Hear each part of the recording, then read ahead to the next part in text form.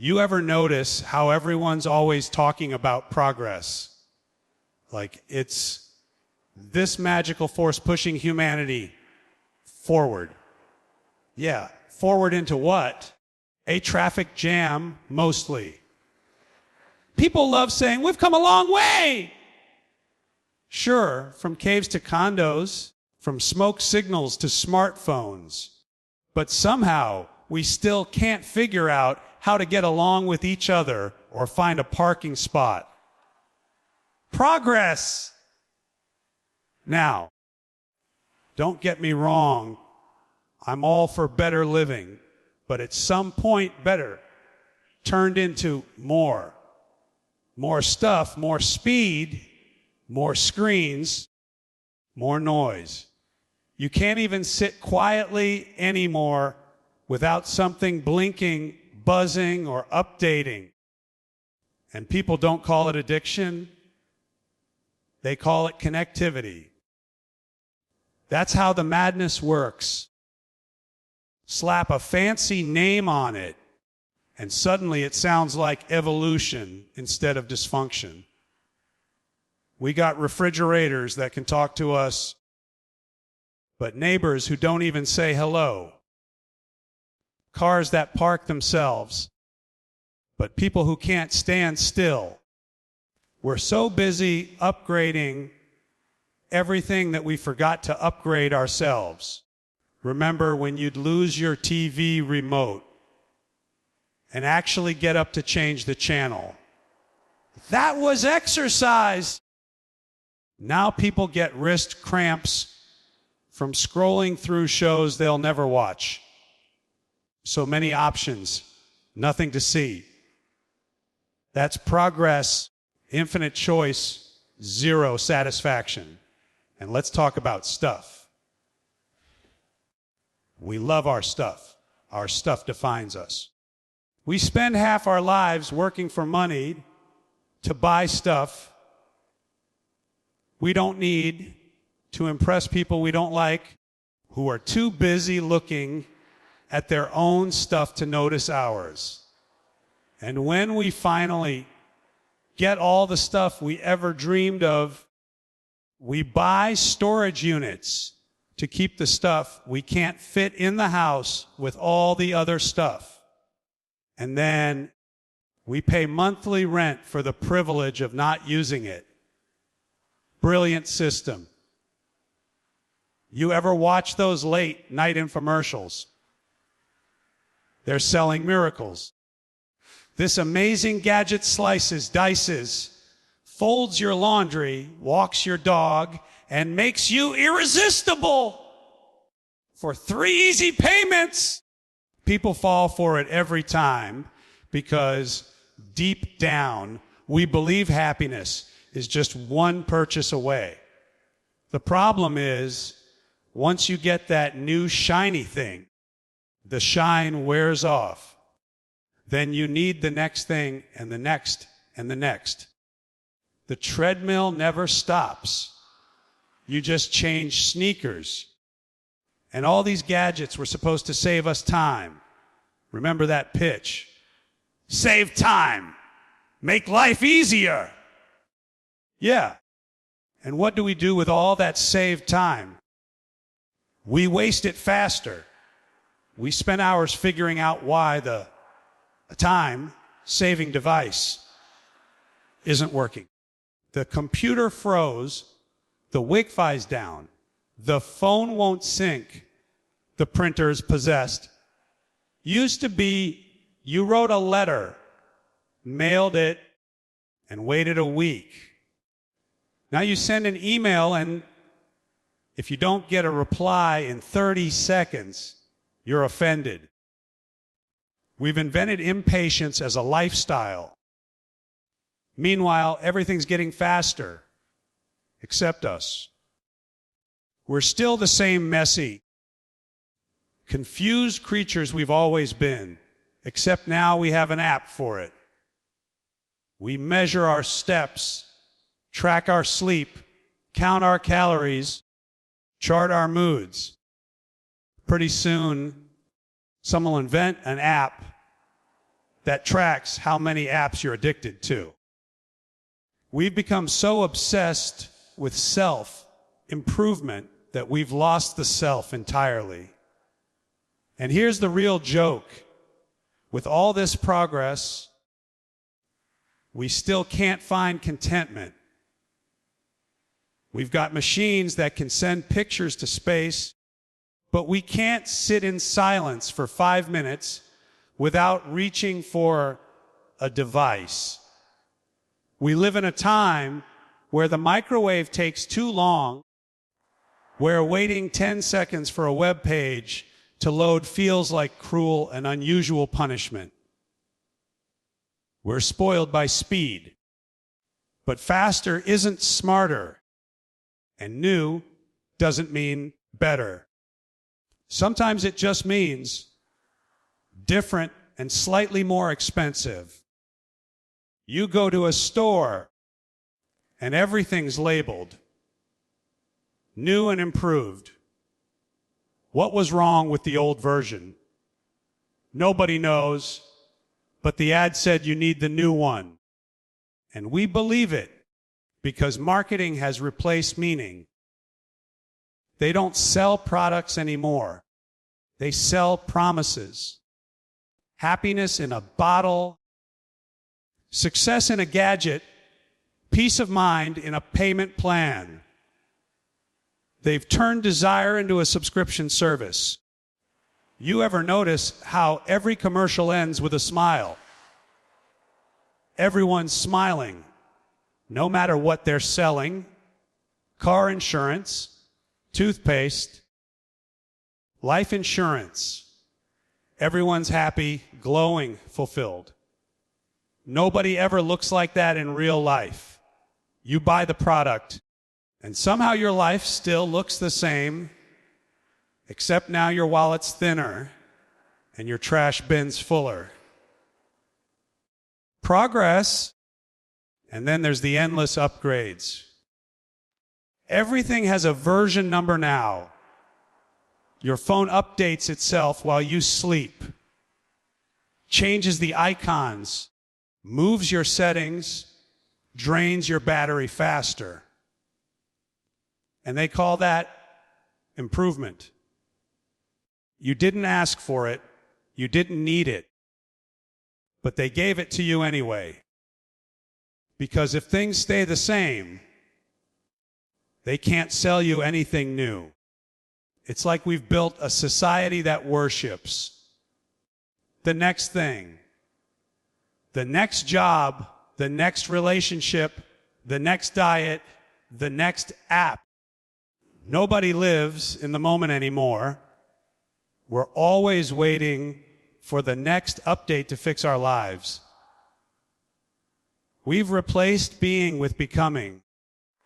We're all beta versions of ourselves, constantly patching, rebooting, upgrading, but never satisfied. And it's funny, people used to say, money can't buy happiness. Now they say, well, maybe not, but it can buy convenience. Yeah, but convenience isn't happiness either. Convenience just makes it easier to be miserable faster. We used to grow our food, cook our meals, talk to each other around the table. Now we microwave dinner alone and text. Lol to someone across the room. The madness is subtle. It hides behind convenience. They say we live in the information age. Sounds impressive, doesn't it? Except most of that information is junk. Trivia, gossip, ads, clickbait. We know everything about celebrities and nothing about ourselves. People walk around with the entire world in their pockets, but can't find their keys. We've traded wisdom for fi. And when it all gets too overwhelming, people say, I need a break. So they go on vacation, just to stare at a smaller screen in a different place. You ever see that? Folks standing in front of the ocean, holding up their phones, filming it, like they can't trust their own eyes anymore. I'll enjoy it later when I watch myself pretending to enjoy it now. That's not living. That's archiving. Progress was supposed to liberate us. Instead, it turned us into caretakers of our own machinery. We charge our phones, update our apps, reboot our routers, like digital zookeepers tending to our electronic pets.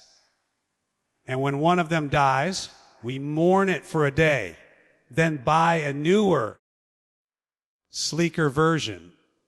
We've become caretakers of our own convenience, slaves to our own systems. But hey, don't worry. The commercials say it's all getting better. Smarter homes, smarter cars, smarter cities. Everything's getting smarter except the people. And that's the madness of modern life. We've mistaken activity for achievement, noise for knowledge, connection for meaning. The real progress we need doesn't come in a box or an app or an update. It's quieter. It's simpler. It's remembering that all this more won't fill what's missing. Because the madness of modern life isn't out there. It's in here. You ever notice how people don't really say what they mean anymore? Somewhere along the way, plain language got replaced by this shiny, polished, approved, soft, focused nonsense that sounds nice but means absolutely nothing. Words used to tell the truth. Now they're used to hide it. You can't even trust a sentence anymore without needing a translator, a lawyer, and a stiff drink. Everything's been cleaned up, softened, sugar-coated. Nobody dies now. They pass away. Nobody's poor. They're economically disadvantaged. You're not old. You're chronologically gifted. It's all meant to sound kind, but it's really just camouflage for discomfort. We can't deal with reality, so we cover it in bubble wrap and call it compassion. They've even sanitized suffering. You can't say someone's hungry. They're food insecure. You can't say someone's unemployed. They're between opportunities. And when the company fires you, they don't fire you. They let you go, like they were holding you hostage. Hey, thanks for releasing me from this 40-hour week prison boss. I'll send you a postcard from freedom. And when they cut your pay, they don't say that either. No. They say it's a compensation adjustment. Sounds like a chiropractor worked on your wallet. And if the company goes under, it's not a failure, it's a strategic restructuring. In other words, they've taken your job, your benefits, and your dignity. But hey, at least it's strategic. Even war got a makeover. Used to be, if you bomb people, that was called bombing people. Now it's collateral damage. Sounds like something that happens to your car, not a human being. And they don't invade countries anymore. They liberate them. Nothing says freedom like being liberated from your own roof. Then there's the government. They've turned lying into an Olympic sport. You ask a politician a question, and what do you get? Well, I think we need to consider the broad spectrum of perspectives in this evolving situation. That's politician talk for. I have no idea what I'm talking about, but I'll keep moving my lips until you forget what you asked. And have you noticed how everything sounds like a commercial now? The government doesn't make mistakes. They make policy adjustments. The police don't spy on you. They conduct domestic intelligence operations. And when your privacy disappears completely, they'll call it national transparency. The trick is simple. If you control the language, you control the perception. Change the words, and you change what people think happened. Corporations learned that trick faster than anyone. They don't sell products. They sell experiences. You're not buying a phone. You're connecting your lifestyle. You're not buying a burger. You're celebrating flavor. And when a company dumps chemicals into a river, they don't apologize. They release a statement about their all-going commitment to environmental stewardship. Stewardship. Yeah. They're stewarding the fish right into extinction. Then there's customer service. Nobody says, "Lime messed up." They say, "We're experiencing higher than usual call volumes." Translation: we don't have enough people working, and you're going to wait until you forget why you called. And when they finally answer, they say, "Your call is important to us."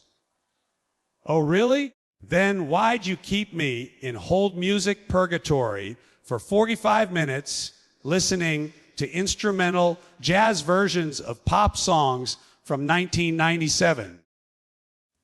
The news media isn't innocent either. They don't report facts. They frame narratives. You don't hear the truth. You get the angle. A politician lies. They call it misspeaking. A company steals. They call it creative accounting. A scandal breaks. They call it a controversy. Like it's just a difference of opinion. Well, some people say it's corruption. Others say it's just spirited financial innovation. Even in schools, language has gone soft. Kids don't fail anymore. They underperform. They don't get detention. They go to reflection periods and bullies. They're not bullies. Socially challenged youth expressing assertive tendencies. Nobody wants to call anything what it is because it might hurt someone's feelings. Meanwhile, the truth sitting in the corner, wondering when it became offensive. And let's not forget the medical world. You're not sick. Your health compromised. You're not fat. You're calorically enhanced. And when the doctor gives you bad news, he doesn't say, "You're dying." He says, "You're experiencing a terminal outcome." How thoughtful, death by vocabulary. We've turned everything into verbal pudding, soft, smooth, and completely tasteless. You can't choke on it, but you also can't get any nourishment out of it. It's a diet of words designed to keep everyone comfortable and no one informed. Because real language has power. Real words cut through the nonsense and hit you where it hurts. And that's exactly why they got rid of them. You ever see a product recall notice? Due to a rare potential safety issue, we are voluntarily recalling select units. Sounds heroic, right? Like they're doing you a favor. They left out the part where their product explodes when you plug it in. A rare potential safety issue. Yeah, that's one way to describe spontaneous combustion. Even advertising has evolved into pure poetry of deception. Cars aren't fast anymore. They're aggressively aerodynamic. A cup of coffee isn't strong. It's boldly invigorating. Laundry detergents that clean your clothes. It redefines freshness. And a burger isn't greasy and precision. It's crafted with artisan and sati. It's crafted with artisan precision. Artisan. It's a burger, not a violin concerto. And people talk that way too now. Nobody quits their job. They transition to new opportunities. Nobody lies. They distort facts to maintain narrative coherence. And nobody cheats. They explore alternative commitments. The whole language is one long apology with better lighting. But here's the thing. This isn't just about words. It's about how words shape thought. When you soften the language, you soften the outrage. You make the unacceptable sound reasonable. It's like putting perfume on garbage. Sure, it smells better, but it's still garbage. And when everything sounds nice, nobody gets angry. Nobody asks questions. You just nod along to the soothing rhythm of corporate lullabies and drift off into consumer coma. We've become a society allergic to honesty. We don't want truth. We want tone. People say, it's not what you said, it's how you said it. Well, maybe it is what was said. Maybe the truth hurts because it's supposed to. We've traded meaning for politeness, and now we can't tell when someone's lying because the lie sounds prettier than the truth ever did. And that's the madness of it. We built this world of soft words where everything's managed, optimized, streamlined, and reimagined. But nobody's actually telling you what's happening.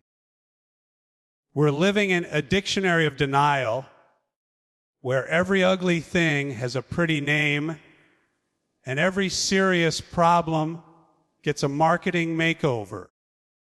Language was supposed to bring people together, to communicate, to connect, to tell the truth. Now, it's used to keep people calm, compliant, and confused. And that's why the world sounds like it's making sense when it's actually falling apart. Because when you change the words, you change the world. And that's how the madness keeps winning. You ever notice how life's turned into one big circus and we're all just sitting in the bleachers watching the show?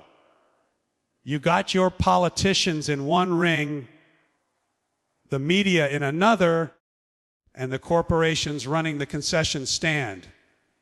It's all noise, glitter, and distraction, smoke machines, and empty promises. And while we're busy clapping for the clowns, someone's out back counting the ticket money. Everything's a performance now. The politicians act like actors, the news anchors act like priests, and the corporations act like your best friend. What care about you? They say, while quietly figuring out how to charge you twice for the same thing. You get speeches full of big, noble words, freedom, democracy, family values, and none of it means anything. It's the same show every election, just new faces and recycled slogans. A new era of hope. Yeah, sure. Hope with hidden fees. And the media, oh, they're the ringmasters. They keep the spotlight where they want it. You ever notice how they tell you what's important every day? Not what's true, but what's trending. They've turned journalism into theater. You don't get facts, you get narratives, theme music, and graphics that look like video games. B-R-E-K-I-N-G, Nabius. And it's usually something that broke 3 days ago, but now has better lighting. They feed you fear in bite-sized portions. What's lurking in your tap water? Is your microwave spying on you? Coming up next, they keep you anxious enough to keep watching, but not informed enough to do anything about it. It's not news. It's anxiety on a schedule. They figured out long ago that panic sells better than peace. Calm people don't buy things. Calm people don't click links. Calm people don't tune in at 11. Meanwhile, the corporations are working the side tent. They've got a whole act of their own. They sell you happiness in installments. They own the media, sponsor the politicians, and tell you what's wrong with your life, then sell you something to fix it. Feeling tired? Buy this drink. Feeling sad? Take this pill. Feeling broke? Open a credit card. It's genius, really. Create the disease, then sell the cure. And we applaud like trained seals every time they throw us a coupon. And the wild part is, people think they're free in all this. This is a free country. They say. Yeah, free to choose between 20 brands owned by the same company. Free to vote for one of two candidates reading from the same teleprompter. Free to work 50 hours a week so you can buy stuff you don't need to impress people who don't care. That's not freedom. That's fancy captivity. We're just comfortable enough not to question it. Even entertainment has turned into part of the system. You can't escape it. Every movie, every TV show, every song has a sponsor. They slip in the same messages over and over. Consume, obey, stay entertained. You think you're watching a story, but you're really being trained. The heroes always have logos on their shoes now. The rebels drink branded soda. The underdogs drive luxury cars. The whole idea of rebellion got repackaged and sold back to us. Be different, just like everyone else. And social image, forget it. People spend more time trying to look happy than actually being happy. Everyone's performing their life, posting highlights like they're running a press campaign for themselves. Look at me. I'm thriving. No, you're not. You're just good at filters. We've turned existence into public relations. Then there's the constant surveillance. But oh no, we don't call it that anymore. Now it's called personalization. They track every click, every purchase, every little curiosity. You look up one recipe for lasagna, and suddenly your computer thinks you're an Italian grandmother. You can't escape the ads. They follow you like a needy ex. And people still say, it's just data, it doesn't matter. Yeah. Tell that to the people deciding what you see, what you buy, and what you believe. You're not just the audience anymore. You're the product. And the best part, we keep feeding the system ourselves. We volunteer for the circus. We hand over our attention like it's pocket change. We treat gossip like news, marketing like truth, and celebrities like philosophers. The audience has become the act. We juggle distractions, balance opinions, and swallow nonsense daily. It's exhausting, and they know it, because tired people don't fight back. Tired people just want comfort. Give me something easy. Give me something fun. So they do. They give you bread and circuses, shiny toys and new fears, until you forget you were supposed to be in charge. It's the same in every institution. Schools teach obedience, not curiosity. Jobs reward loyalty, not honesty. Religion preaches love, but collects donations like rent. Every system tells you it's for your own good.